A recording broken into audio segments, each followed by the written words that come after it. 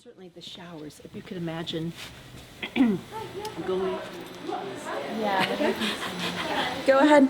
So let me turn on this thing, and then we are good to start. Trump declaring a national emergency just a little while ago. The drastic move frees up some $50 billion in federal funding and speaks to the gravity of this moment. After weeks of criticism, the president is promising to ramp up the government response to the health and economic crisis, vowing to make more testing available and revealing he will probably get tested himself. It is currently 10:54 p.m. on March 13th, 2020. Today was the first day of no school. We were just sent home. The beginning of the unofficial quarantine due to COVID-19 coronavirus. It's just alarming, and I don't know what to do. No one does. So that's just the first day. I feel like I'm going to start going insane, being stuck in here. It is currently 12:08 a.m. Well, we just finished day 2. It is 1:21 a.m. after day 3. It is March 16th. This is technically day 4.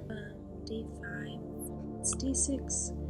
Day 7. Day 8. Day 9. That's day 10. 11. 12. 13. 14. 15. 16. 17. 18. 19. 20. 21. 22. 25. 27. Day 29. 44. It is day 95, June 15th. I think I might want to make a video put together with interviews and statistics with like how the homeless community was affected with this whole pandemic, and then create a fundraiser and raise money. It's day 97, June 17th.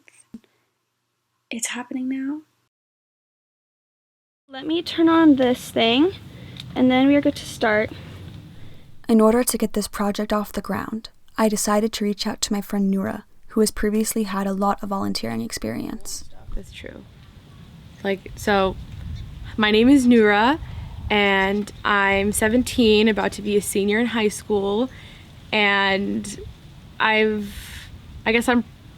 proud to say that I've done a lot and sacrificed a lot of time, effort, and money to causes I believe in, specifically now that we're sitting here with the shelterless community. I guess my parents' mentality has always been the reason I'm on this earth, and like the reason I'm here right now is to serve other people.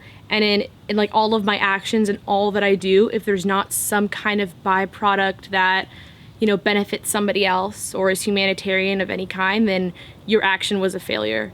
So in a nice way though, like, you know, whatever you do, you don't want to take away from someone else. Yeah. Or you want to, you know, it's one for you, one for yourself. Yeah. So that's kind of motivated everything that I do, you know, to contribute to everything that I believe in. So my name is Melissa, also almost a senior, and I have not had, like, I'm the opposite. I have not had experience with service. Like, I did not do much, really. I think freshman year I was in Key Club, and I went once to help organize donations for something, and I just didn't go, and then it's been very minimal, you know? And then this summer it like completely flipped. The shutdown of public institutions, including bathrooms and parking lots, occurred very drastically. But first, moments ago, California Governor Gavin Newsom ordered From one day to another, close to no resources that used to be publicly available were open.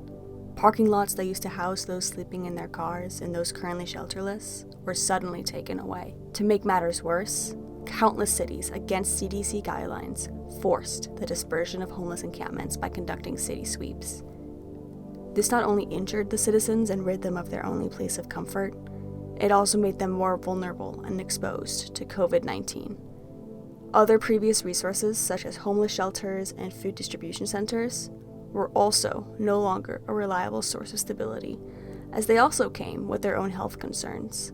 ridding the homeless populations in California, as well as the rest of the country, of their only resources. Like the only way that was advertised in the media to be helpful was keep making masks. So people are making, more and more and more masks. While at the same time, people who are homeless have not taken a shower in like 2 months because everything is closed, and they're getting kicked out of parking lots, and they have no public bathrooms. Exactly, and all of the places that used to feed regularly, again with stability, were canceled. You can't take a shower. Okay, well, like baby wipes and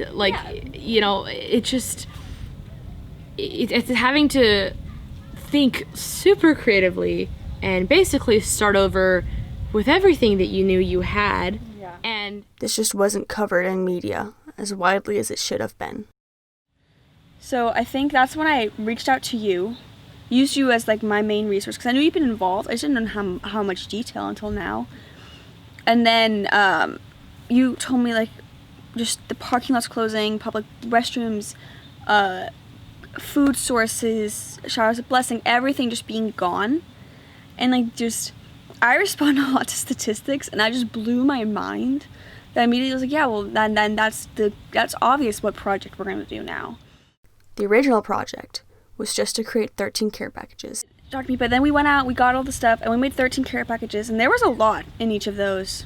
That list from Mandy with mouthwash and personal wipes, feminine products, toothbrush, toothpaste, sunscreen, protein bars. What was the other thing? Deodorant. Just tons of things. Everything. So we filled 13 bags of those, and those were being handed out by Mandy, personally delivered. And we got the idea, the execution of it, and the delivery, 6 days. We sent those care packages off, but we were able to put that together in just a week, and the issue seemed just too important. This was when the idea formed and the project began. Noura then introduced me to Mandy, who we'd come to work very closely with for a majority of this project. She told us about a program by the name of Helping Hands, where we'd come to volunteer these next coming weeks. This was my first time interacting with part of the homeless population. I was genuinely clueless on what to expect or how things would be handled due to the pandemic.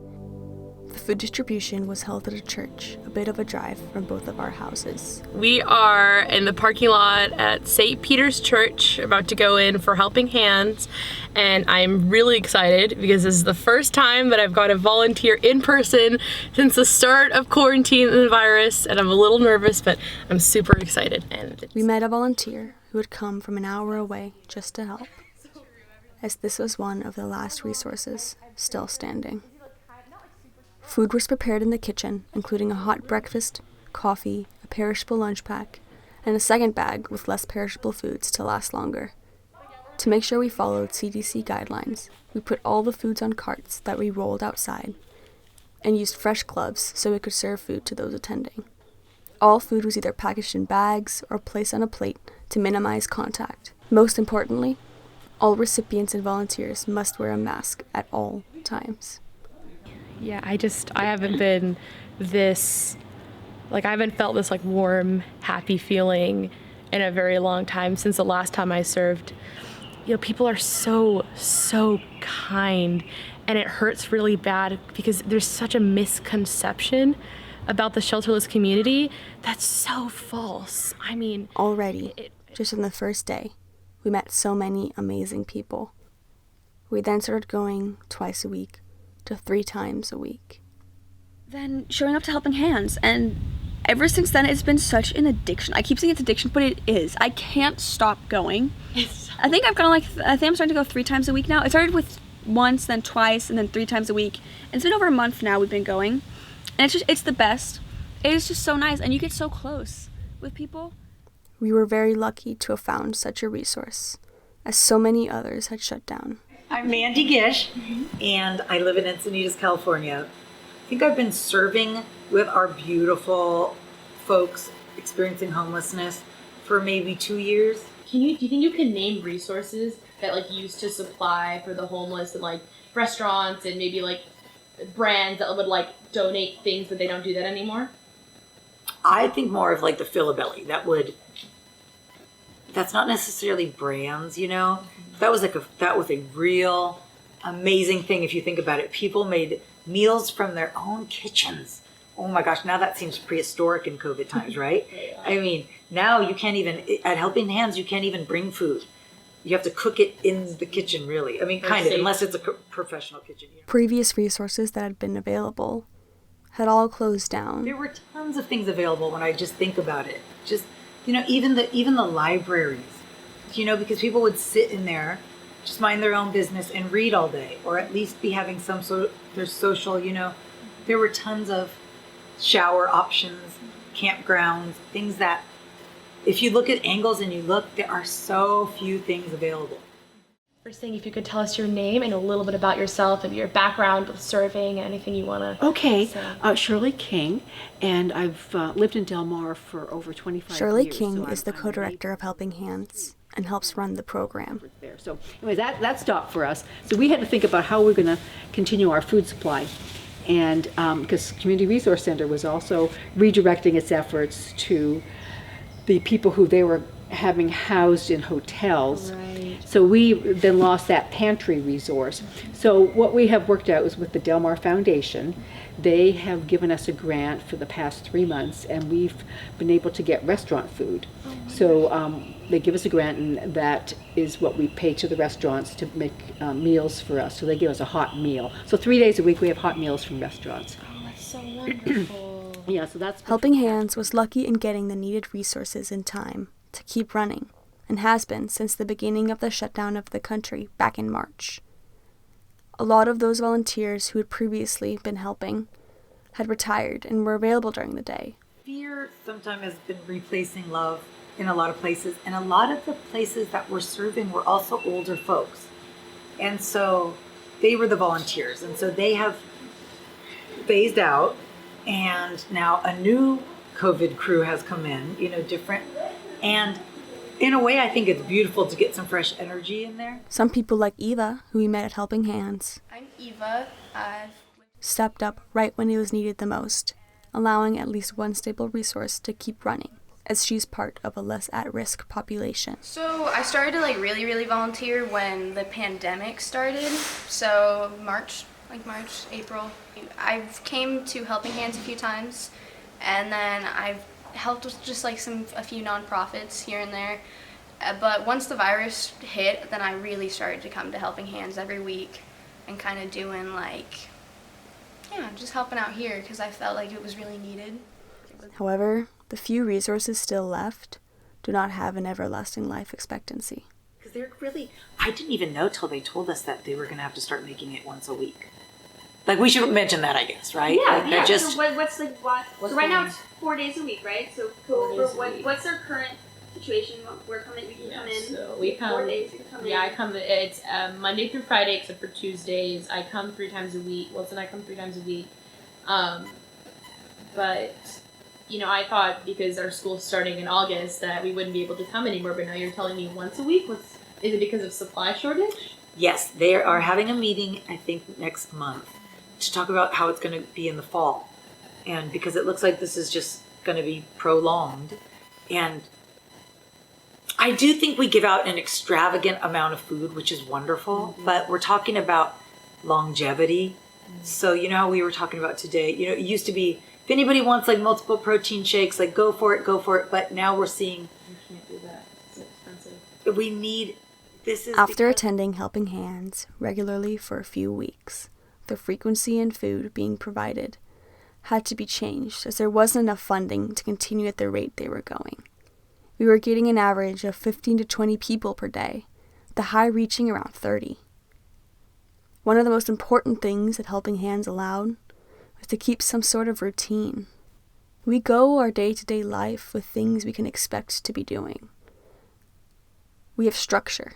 Well, I study psychology a lot, and maybe about 2 years of psychology and physiology. I was going to go to medical school, so I took anatomy, I took physiology. I was very interested about the human body, how it works, how it thinks, how it operates. And I read a lot of philosophy. So what I understand is people are the patterns of their lives. You have a pattern in the morning, how you wake up, you have something by your bed. You know, we're animals, and we have some brains, but our bodies are animal bodies, and you're used to going to a bathroom, used to combing your hair, going to the refrigerator. When you're homeless, you have no patterns. It's like there's nothing. Maybe you don't even have a blanket you had yesterday, let alone a bed, let alone a pillow. Like, can you think of like your life with no frickin' patterns of anything you're accustomed to is all gone now? And then you put a pandemic on top of this, where everybody's wearing masks, everybody looks unfriendly. There's no hugs, there's no nothing. You feel like you're an alien. And the older you get, the more not having patterns is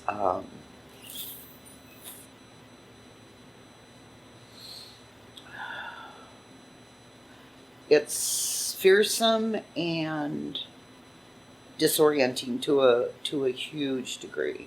It's a very massive disorientation. So I think not even older people, like young people are, you guys are adaptable. I mean, if we plunked you someplace in Big Sur, you know, you guys could adapt. Like, it might take you a week, but you could find a tree, or you could, you know, get a blanket. I just wonder, like, what if somebody my age becomes homeless that, like, did one thing and lived in one house, and, you know. Are animals of routine. Of routine. We need routine, or we become anxious and unstable. Yes. So, I mean, stripping away routine must be so upsetting and, oh, yeah. I guess, alarming. And alarming, and it's more than anxiety. I mean, if you have anxious moments, you put that times 1,000. One guy that he worked for really big, like Tesla down here, a very smart guy, and he was living in his van to save money, and he couldn't even park his van anywhere that he didn't, you know. The police are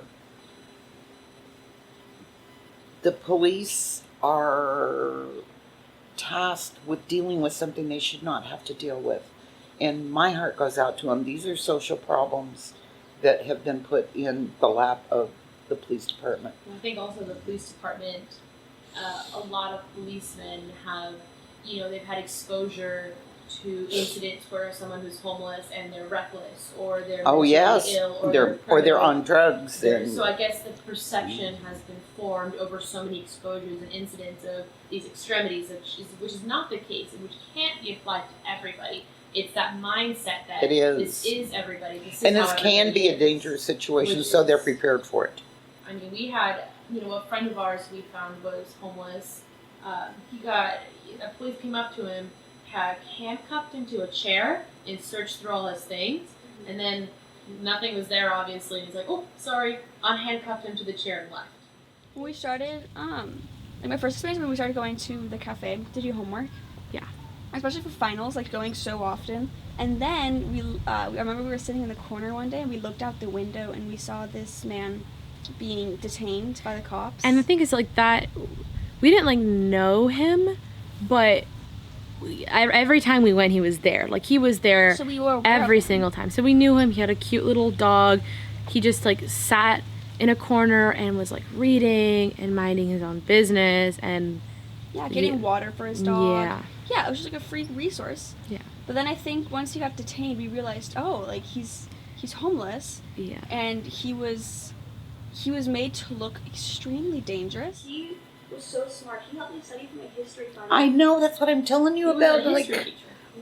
And he knew like psychology on the side, and it was finals. And we were studying a lot, and I was just sitting there with, like, a psychology textbook, writing notes, and he was, like, sitting at the table next to me, and he's like, hey, what you sitting there? And I'm like, oh, and I kind of, like, started talking to him, and he was so knowledgeable. Like he like knew everything that he was like, yeah, like I totally know everything about psychology. And I'm like, yeah, okay. And then he just went off, and I'm like, okay, wait, slow down. Let me write all this down. This is actually really good.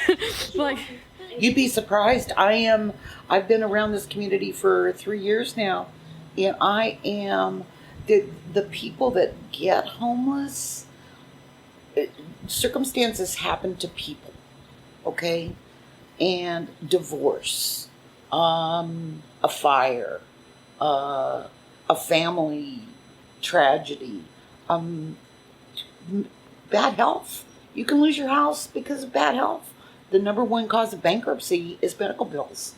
I mean, between the American Medical Association and the extortion that goes on, and the people are driven to lose their houses, they're on the streets. And I knew so many families with mothers struggling, and like your friend that's so smart and willing to help, and they're living in their car and they're on the streets. And there is no arc that we have during the 70s under Governor. Governor Reagan closed all the mental institutions in California. And because of that, people with medical and mental problems are now all on the streets. There is no place for them that's a compassionate place. We are the only industrialized country in the world that leaves our mentally ill on the street. No other country does this but the United States. And it's a tragedy. What's your name? And then tell us a little bit about yourself. Okay, my name is Patricia Bower. My friends call me Patti.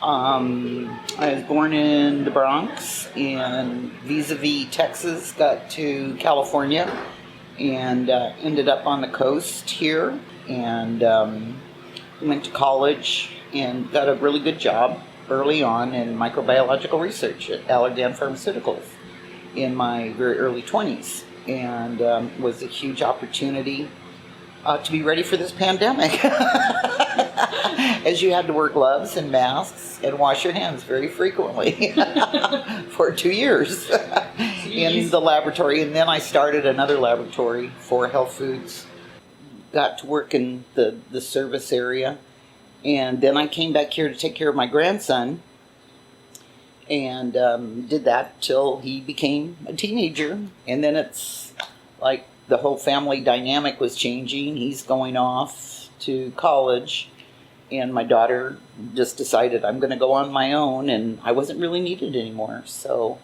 I careened into homelessness at quite a I just couldn't believe everything had disintegrated like so fast. Anyway, I got homeless, and it was like something because of my life. I'd already lived in nice houses and I really had a fairly nice life. And I have had a real eye-opener on what the homeless are going through around this country. And it's, I don't know, God's hands in this somewhere, because with COVID and with what's going on, they say 10 more people are going to become homeless in 90 days. People are going to start losing their homes. They're going to start losing their apartments. It's going to be something where our society, I think, in my own estimation, has got to come to grips with what we're going to do with an ever-growing population. And it's only getting worse. The unemployment rate in the U.S. went from 4.5% in March to 14.7% in April, just 1 month's difference. According to the U.S. Bureau of Labor Statistics, this is the highest rate and the largest over-the-month increase in the history of all of their data. By May, only 2 months into the country's shutdown, 20.6 million Americans had lost their jobs. 20.6 million. This is the highest it has been since the Great Depression in the 1930s. People are still getting laid off, and companies are still going bankrupt. millions of households now no longer have a reliable source of income, making them susceptible to quickly being thrown into homelessness. Even in the Great Recession, from 2007 to 2009, 8.7 million Americans lost their jobs over the span of 2 years. Over the span of 2 months, the number of jobs lost to COVID is over double that, a 57.7% increase of job loss to be exact. In 2019, previous to the pandemic, the US had a homeless population of 500,000. Over 1/4 of that population residing in California alone. A Columbia University study found that there is a projected 40 to 45% increase in homelessness this year alone. Keeping shelters, food distribution, health providers, all resources alive now is as imperative as it has ever been, because at this point, it could be anyone. A family friend, neighbor, even yourself. Now is when it matters. Now is the time to take action. So if somebody were to ask, someone who's homeless or shelterless, how can I help? What would you tell them? Or where would you tell them to start? Or what would you recommend them to do?